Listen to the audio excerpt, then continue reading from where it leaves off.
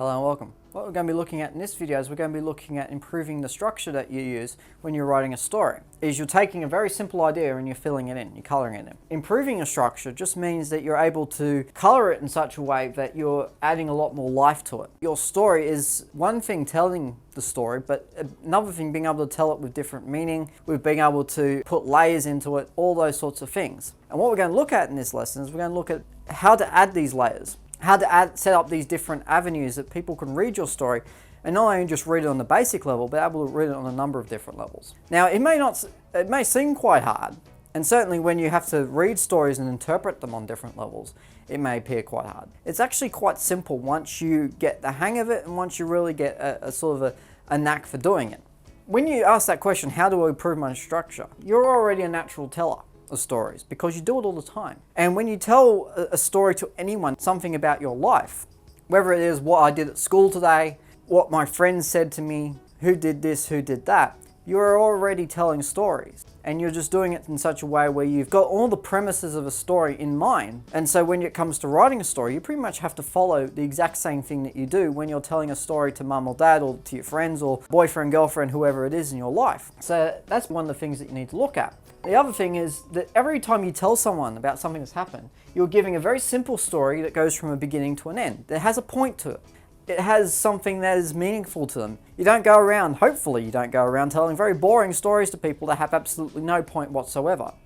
Or even if you do, at least you are actually getting in the habit of telling a story where you've got some sort of idea in mind. You only tell people things because you think it has some sort of point to it. And so that is pretty much what you're doing when you're writing stories, is writing something which has a point to it and then just filling it in along the way. So if I was having a point for this guy's, this blank character I have here and this blank setting, what I need to do is I not only need to come up with what this is, but I also need to give it a point, something to do. In other words, if I was to put an explorer in the middle of a jungle here, then one thing I need to do is give him something to do and not just have an explorer in the middle of a jungle for absolutely no reason other than have an explorer in the jungle.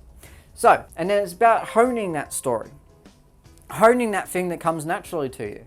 So if I was to go to that concept I had, then immediately I've got to not only think of some sort of story to go with it, but I need to refine it. I need to make sure that it has the relevant detail, that I can imagine like I'm there. It's going to be interesting to people. It's going to be all those different things. This is where your own experience comes into it, but I'll go into that a bit later. Now, first of all, your story needs to be natural. Now, what I mean by natural is that you're not trying to force or hint everything. As in, you're not trying to tell us everything that's going on. As in, if I was to reveal some sort of really dangerous secret, I wouldn't say over there is a really dangerous secret.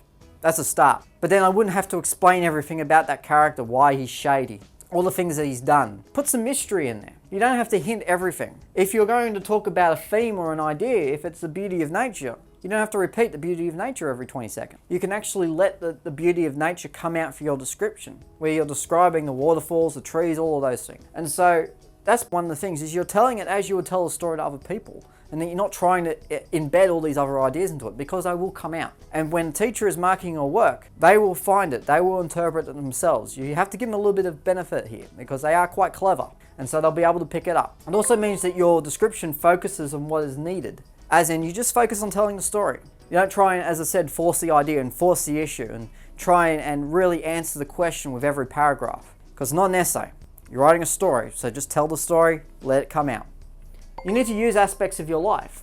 When I say this to a lot of students, and this admittedly is quite a difficult thing for a lot of people, is when you use your experiences and when you use your own life experience, sometimes, yes, it is a bit embarrassing to talk about something that's happened, particularly if you're talking about something that was bad in your life or something you don't like raising. But the thing is, all great storytellers, and even all of the great story novels, use either an element of personal experience or use the experience of others to tell their story. In fact, there are a lot of stories out there which seem completely original, which are based on small snippets of someone's life. And all authors, I can tell you, everyone who writes for a living uses their own experience to help them with what they write. And the reason for that is because you've lived it, you've seen it, you've done all those things.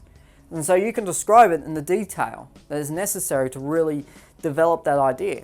So you don't have to make everything autobiographical. I mean, you can change certain things. That's what a lot of authors do as well. As they may hint at something that's happened in their life, but they'll change a lot of the details. And that's essentially what you need to do as well. So in other words, you eventually develop this natural sort of arc where you can use and incorporate your own experiences and things that you've done and describe them in a way that you can really actually show that you have been there and that you have done it.